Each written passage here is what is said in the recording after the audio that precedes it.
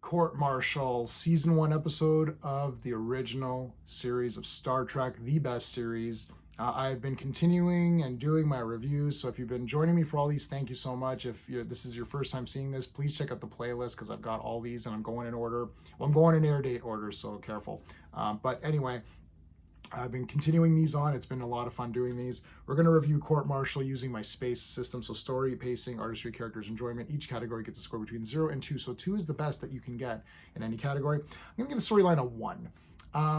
I liked this episode. So if I give it a 0, it's bad. If I give it a 1, it's good. If I give it a 2, it's amazing. I actually like this episode. My only thing is that 100% that Kirk didn't F up. So the storyline here is that he sent a guy out to check on some anomalies or whatever it was, and then he went to yellow alert, and then he went to red alert, and when there was no other opportunity left, he had to jettison the guy's pod, so that means the guy's dead. And they're saying, well, you should have brought him back. It's like, well, I did everything I could, and they're saying, well, no, you went to yellow alert, then you jettisoned the pod, then you went to red alert, and he's like, well, I didn't do that, and the computer shows that he did. So you're like, but that can't be. I don't know. It's a bit weird.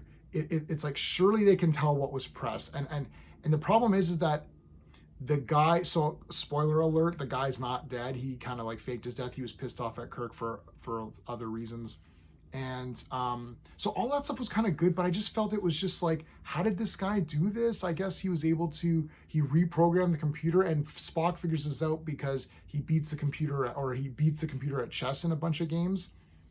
It's just I don't know. I felt it was a little bit like, I don't think computers would work that way. Like, you could reprogram it so that when you hit red alert, you change what that button does.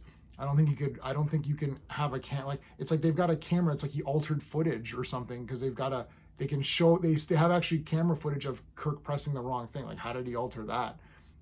It's a bit weird. I still like the story. I like the general idea of everything. So I'm still giving it a 1. For pacing, I'll give it a 1.5. Yeah, it's like, I'm not bored. It's, you're trying to figure out what's going on. Kirk's innocent, but it's all in the details. How do you gonna prove that he's a good guy? I love the stuff where they're sitting on the stand, and then it's like they're getting all the accolades of Kirk. It's like, Kirk, Captain Kirk, whatever, Star of Valor, whatever, and it's like commendation, and it's just going through all that. You're like, okay, Spock has a bunch too, which is great. So that's good. I liked it. For the artistry, I'll give it a 1. I mean, there's really nothing going on. It's just like offices and rooms. So I am watching the upgraded version, so that doesn't really play a factor on this one because, again, mostly just rooms and stuff like that. For the characters, I'm going to give it a 2 out of 2. I actually really love all the characters here. The lawyer, Kirk's lawyer, is like an old school guy with books and everything. He's absolutely hilarious, and he's good. He does like a big speech at the end to get them to go on the ship and figure out that the guy's still alive. I like his approach. I like where he's just like, yeah, okay. She's like, well, you've had this opportunity to question these witnesses. Like, yeah, whatever. This is all bullshit. Like, it's like Kirk's the one we need to hear from, and this computer. We got to see what's going on.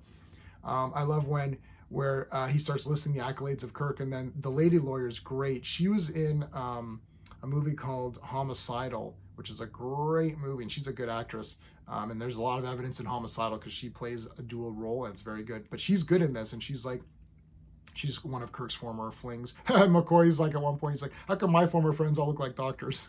That's hilarious. But she's like, well, we don't need to hear Kirk's, accolades. We're going to be here all day. And he's like, no, let's hear them. let's hear them. So then they play a few more, and it's like, all right, we can stop there. No, that was good.